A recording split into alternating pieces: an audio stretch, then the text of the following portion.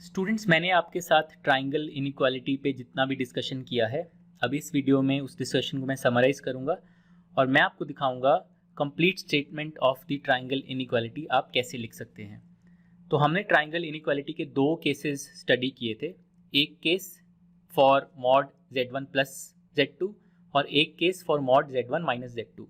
तो यहाँ पर मैंने दोनों केसेस को कंबाइन करके mod z1 plus minus z2 इस तरह से मैंने लिख दिया है दोनों केसेस को। इसका मतलब ये है कि आप प्लस साइन भी ले सकते हैं, माइनस साइन भी ले सकते हैं।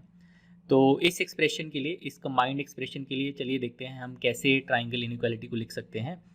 तो जो हमने प्लस वाला केस लिया था उसमें हमने एक ऐसा ट्राइंगल ले लिया था जिसमें z1 और z2 दो वेक्टर्स हैं, दो कॉम्प्लेक्स नंबर वेक्टर्स हैं जो कि एडअप होके आपको वेक्टर z1 प्लस z2 दे रहे हैं। तो अगर आप इस ट्राइंगल पे ट्राइंगल इनइक्वालिटी अप्लाई करें तो हम ये बोल सकते हैं कि जो AC है, AC की जो लेंथ है वो AB और BC के सम से छोटी होगी लेकिन डिफरेंस से बड़ी होगी। तो इसको अगर हम कॉम्प्लेक्स फॉर्म में लिखें इस चीज़ को, तो हम इसको लिख सकते हैं AC यानी कि z1 प्लस z2 का जो मॉड है will be less then AB plus BC यानी कि mod z1 plus mod z2, ठीक है, and greater then the difference of AB and BC यानी कि डिफरेंस आपने मॉड z1 लिखा, आपने मॉड z2 लिखा, माइनस किया और इसका आपको एब्सोल्यूट वैल्यू चाहिए इस डिफरेंस का, तो आपने बाहर भी एक मॉड साइन लगा दिया।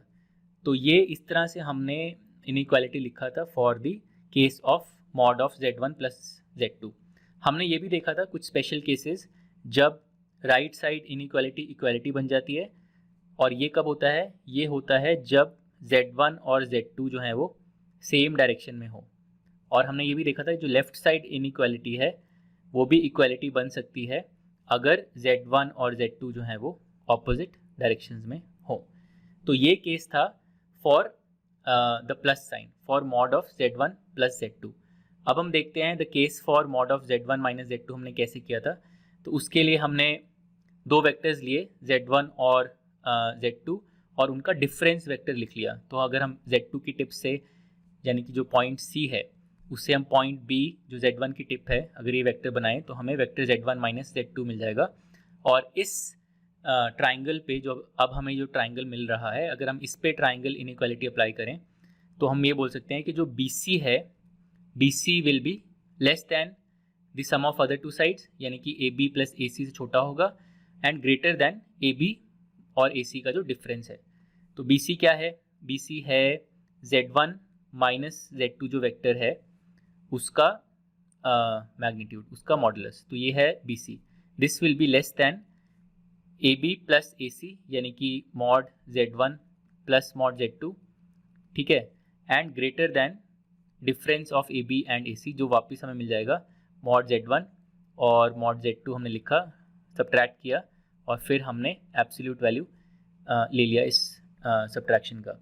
और हमने ये भी देखा था कि इक्वालिटीज़ होल्ड कर सकती हैं, राइट साइड वाली इक्वालिटी होल्ड कर सकती है अगर z1 और z2 इस केस में ऑपोजिट डायरेक्शंस में हो, और लेफ़्ट साइड वाली इक्वालिटी होल्ड कर सकती है अगर z1 और z2 जो है वो सेम डायरेक्शन में हो।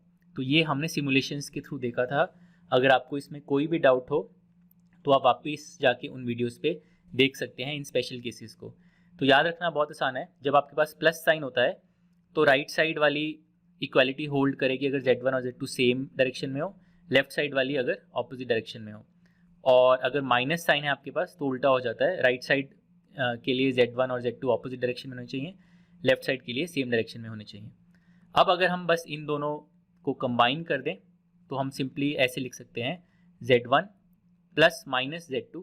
तो मैंने दोनों केसेस को कंबाइन कर दिया क्योंकि मेरे पास राइट साइड पे सेम ही चीज़ आ रही है, mod z1 plus mod z2, और मेरे पास लेफ्ट साइड भी सेम ही चीज़ आ रही है, mod of z1 minus mod of z2, इसका एब्सोल्यूट वैल्यू।